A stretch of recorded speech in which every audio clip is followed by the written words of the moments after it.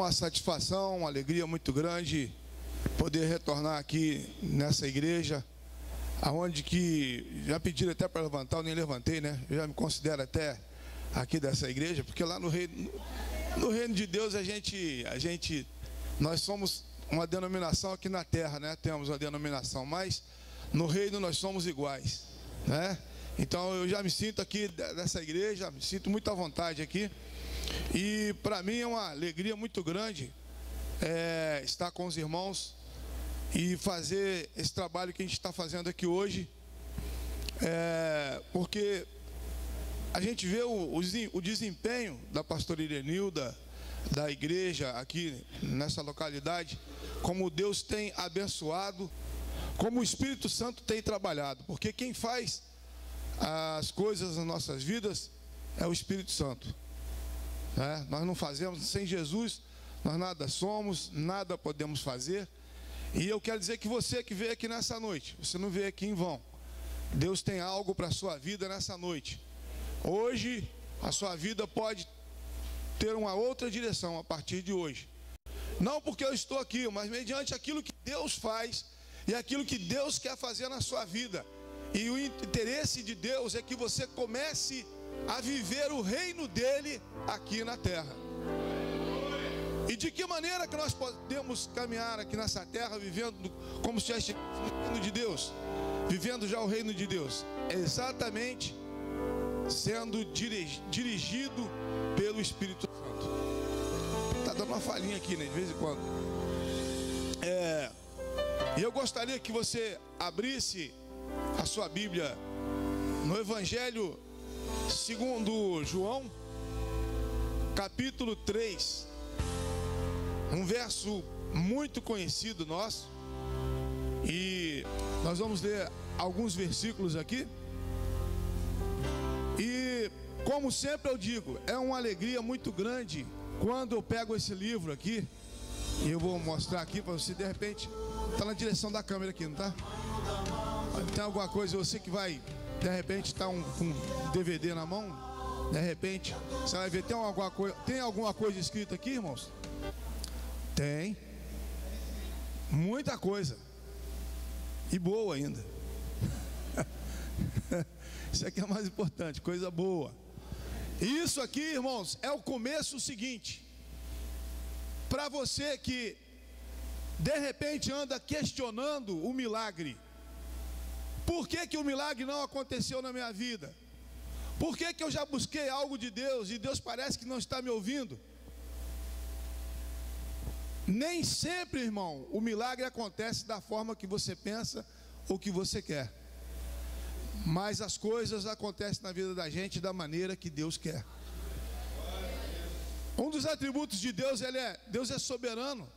E Ele exerce a soberania dele da maneira que Ele quer, da forma que Ele quer, do jeito que Ele quer fazer em você, em mim ou em outra pessoa.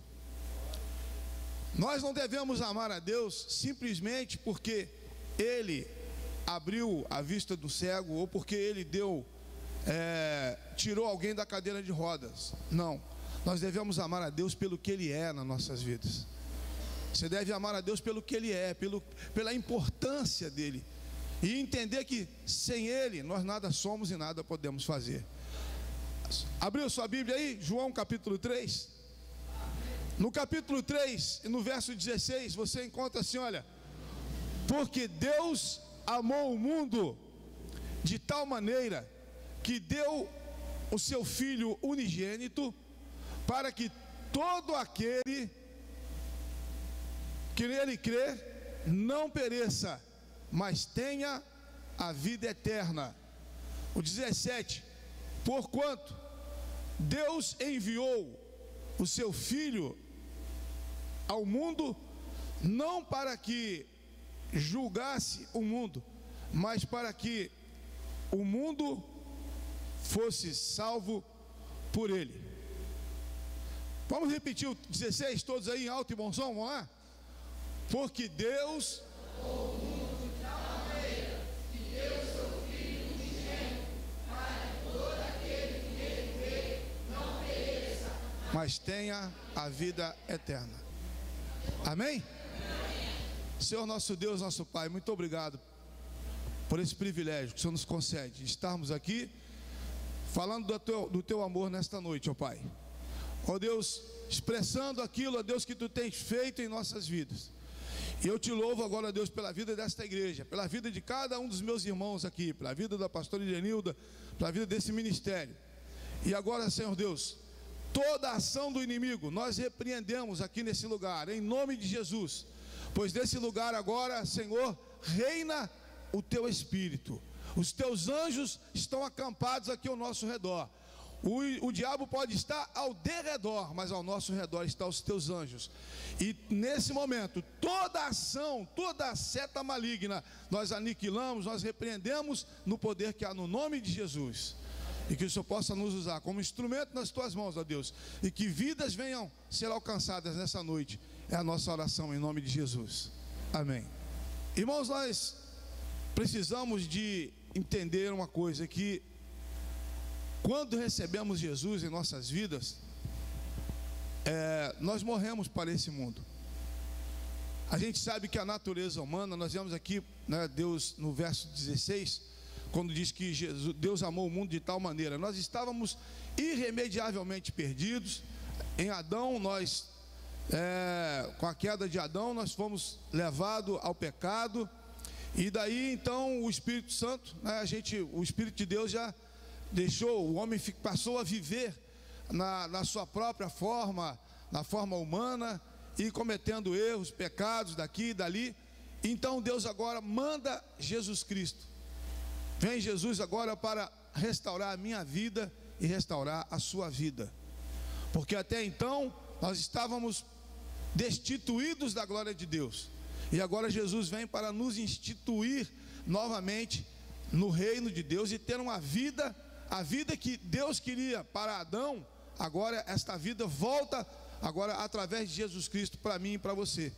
E Jesus, ele veio, ele já conquistou na cruz do Calvário para mim e para você. E hoje, você que ainda não tomou posse dessa bênção, você que ainda não tomou posse daquilo que Jesus conquistou para você, hoje é o seu dia. Independente de qualquer coisa, independente das circunstâncias, independente das dificuldades que tem te abalado, dos obstáculos, o Senhor, Ele nesta noite, Ele quer fazer algo novo na sua vida. Eu posso falar isso porque, queridos, nós vemos na antiga aliança, aonde o deficiente, ele não poderia participar de muita coisa, não poderia participar de nada, né? Era excluído, porque tinha quem tivesse alguma deficiência, e não podia ser nem sacerdote. Com a vinda de Jesus Cristo, a coisa ficou tão boa, que Ele nos libertou de tudo isso. E é por isso que a palavra de Deus em João 8,32 diz: e conhecereis a verdade, e a verdade vos libertará. Então nós somos libertos através de Jesus Cristo. Então começa por aí a trajetória.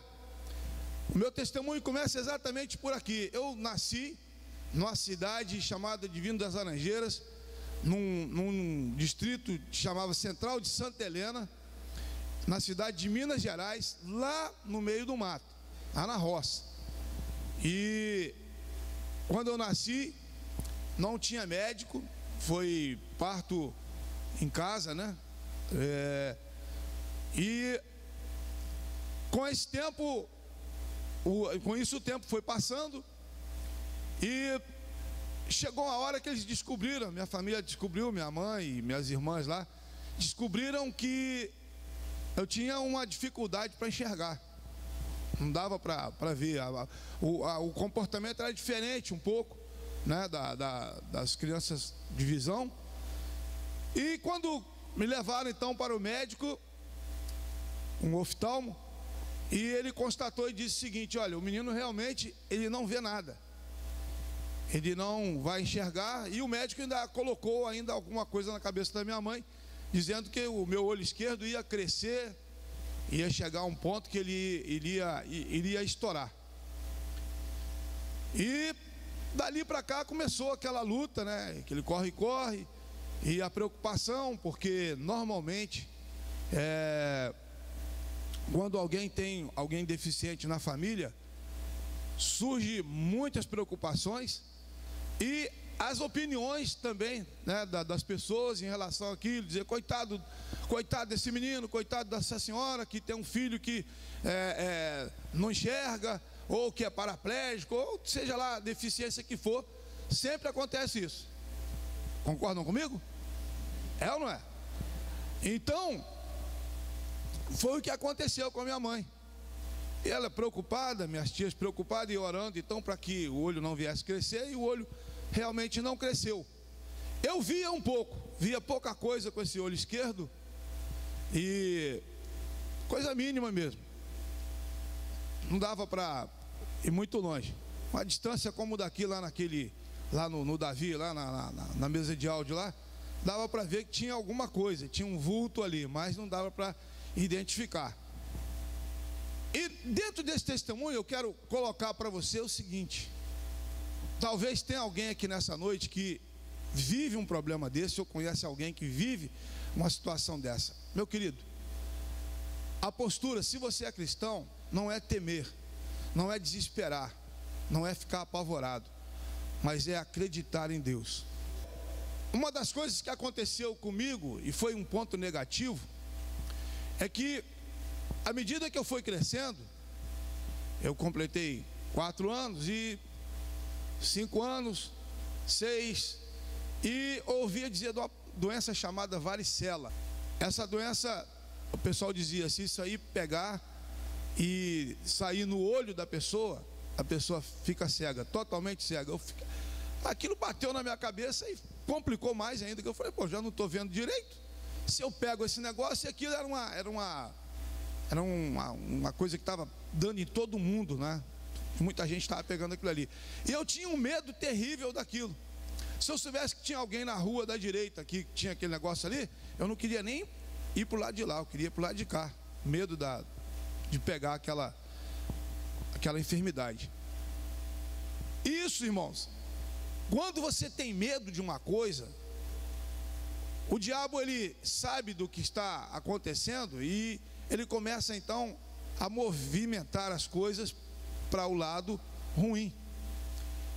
E aquilo foi uma coisa na minha vida, foi uma coisa ruim, que essa varicela veio exatamente, pegou e saiu dentro do olho esquerdo. E eu acabei perdendo o olho esquerdo, apareceu essa mancha aqui, que até então não tinha mancha nenhuma no meu olho, e eu perdi esse olho todinho. E o tempo passou 9 anos, 10 anos, 11, 12, e a coisa foi ficando, comecei a observar o seguinte, eu só ouvia essas palavras aqui, olha, coitado desse menino, vai ter que ter alguém para tomar conta dele, vai ter que ter alguém para fazer as coisas para ele não pode isso, ele não pode aquilo, ele não vai poder fazer aquilo, outro não vai poder fazer uma série de coisas. E eu pergunto, quem aqui já ouviu esse não pode na sua vida aí? Quem já ouviu, eu não posso, você não pode isso não é para você? Quem já ouviu isso? Muita gente aqui já ouviu, né? Quem ouviu, diga amém. Amém. Pois é, eu ouvi tudo isso. E ainda ouvia mais, né? A palavra lá, coitado, ceguinho e tal. E soa mal pra caramba, né? E assim foi. Só que quando eu completei 13 anos, eu tinha um conhecido nosso que tinha sido aluno do Instituto Benjamin Constant, aqui no Rio, e ele, quando ele ia lá em Minas, ele ficava assim, você tem que ir para o Rio, você tem que estudar, e o medo de sair de casa, porque o cuidado da família é uma coisa complicada, porque todo mundo fica, menino não pode, e você começa a viver num ambiente onde não pode, coitado, ele não vê, ele não enxerga, aquilo fica tudo negativo. É o que acontecia, tudo muito negativo. Só que Deus ele é tremendo, ele é maravilhoso. Ele tocou no meu coração e eu cheguei aqui, vim aqui na casa da minha irmã aqui no Rio, e encontrei com esse rapaz. Eu falei para ele, olha, eu gostaria de estudar, rapaz, eu quero estudar. Coração apertado, medo, porque eu nunca tinha saído de casa, não tinha ficado fora de casa. E ele ficou tão contente que ele falou assim: eu vou te arrumar um colégio particular para você começar a aprender o braille. Aí eu fui para o Instituto Evangélico de Cegos, que era o nome do instituto, lá no Engenho de Dentro. Quando eu aprendi o braille, com 14 aulas, eu já lia o braille, já escrevia o braille. A sede era tão grande de aprender, que com 14 aulas eu já estava manuseando o braille já lia, escrevia.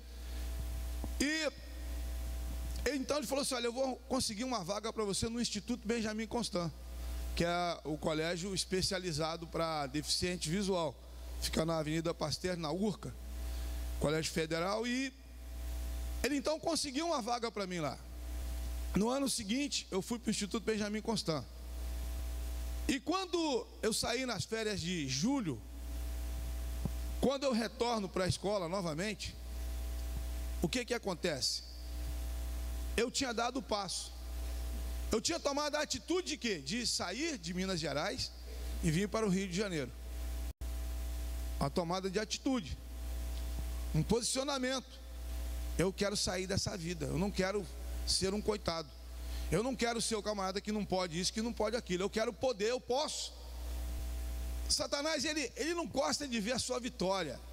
Ele não gosta quando você toma uma decisão de vitorioso.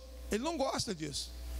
Quando eu retornei das férias, ele me manda uma epilepsia. Eu sofri de um ataque de epilepsia, para tentar me parar na caminhada. Aí minha mãe preocupada, e lá no Benjamin Constant muitas escadas, e eu era aluno interno, eu ficava a semana toda no regime de internato. E a gente tinha que subir escada sozinho, descer e tudo mais, fazer tudo sozinho. Lá a gente trabalhava, né, a gente estudava de manhã, fazia curso profissionalizante à tarde, e fazia um outro curso de apoio de 7 às 9 da noite ainda. Quer dizer, a gente estudava o dia todo. E aquilo ali foi um problemão. Aí trancamos a matrícula. O segundo semestre eu já perdi o segundo semestre. Retornei no ano seguinte. Quando foi mais ou menos na mesma data, em agosto do outro ano, de novo o ataque da epilepsia. Aí vamos para o exame de novo, faz exame, e o médico passa um remédio para mim tomar, chamado Comital. Acho que é um dos amigos aí do Gardernal da vida aí, né? Aí comecei a tomar esse remédio, e o médico falou assim: esse remédio não pode faltar nunca. Só tem que comprar bastante mesmo. E ela comprava 500 comprimidos e deixava guardado lá para a gente tomando aquilo ali. E em 1973, então, meu pai resolveu mudar para Belo Horizonte para eu estudar no Instituto São Rafael. Só que fomos para Belo Horizonte, chegou lá, eles não adaptaram lá, e porque ela ia ficar com os cuidados comigo, né, por causa da epilepsia. Só que não deu certo. Mas no segundo domingo de dezembro de 1973, o dia em que se comemora o dia da Bíblia, dia do livro dos livros, o livro que quando você abre é a boca de Deus falando conosco. Nesse dia nós estávamos, eu e minha mãe, na cidade de Aimorés, Minas Gerais, lá na divisa quase com o Espírito Santo, perto de Baixo Guandu, quando a minha tia era uma mulher muito fervorosa. Ela pertencia à Igreja Batista Renovada de Aimorés, e ela disse assim: olha, vai ter uma concentração evangelística hoje, de comemoração do dia da Bíblia, e o pastor Jairo, lá de Colatina, vai estar pregando aqui, e ele ora e as pessoas são curadas. E a minha mãe, preocupada em ir embora para casa, falou: não, nós não vamos ficar aqui hoje não, nós vamos embora e tal. E a minha tia ficou muito triste, porque a minha tia confiava, acreditava que o milagre ia acontecer na minha vida. E a minha mãe, com teimosia, fomos para o ponto, fomos para a estação apanhar o trem. O trem tinha que passar 12:30. Deu 1 hora, deu 2, deu 3, deu 4, deu 5. Deu 5:30 e o trem não veio. E a minha mãe insistindo para ir embora. Aí a minha tia, não, vocês não vão embora hoje mais, agora não dá para ir mais. Aí saímos, descemos, encontramos com o pastor no meio da rua.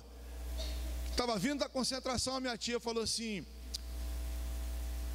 pastor, esse aqui é o meu sobrinho, que eu falei para o senhor e tal, que tem um problema da epilepsia, além do problema visual. E não deu para, minha irmã com teimosia queria ir embora e não deu para a gente ir lá na concentração para o senhor orar por ele. Ele falou assim: mas o que impede Jesus de operar? Jesus, ele opera em qualquer lugar.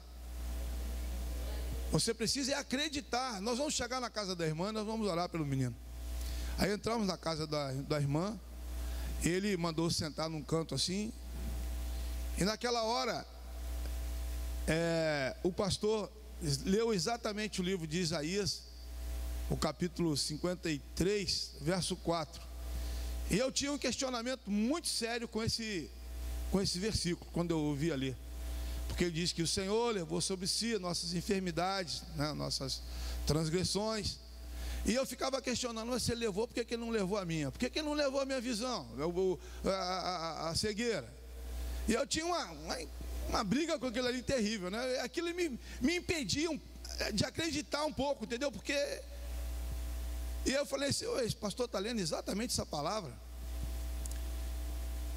Aí ele leu, orou e falou assim: olha, a senhora tem 30